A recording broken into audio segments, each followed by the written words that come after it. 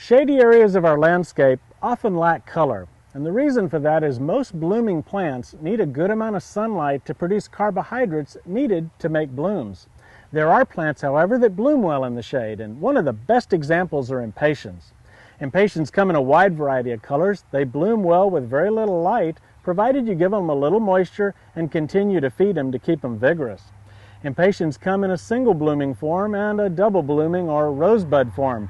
The rosebud type is really attractive viewed up close, but if you want to view from a distance, use the single blooming types.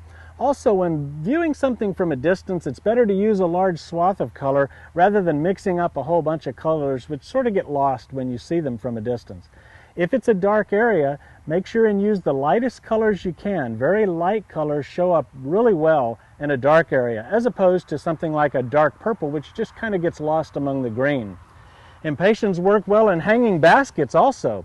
You know, most hanging baskets are hanging under something that's shading them, like a tree, so they're an excellent choice for those.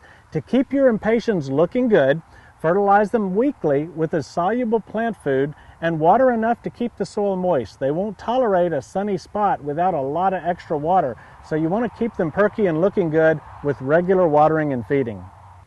With your common sense gardening tip on brightening up a shady area with impatiens, I'm Skip Richter.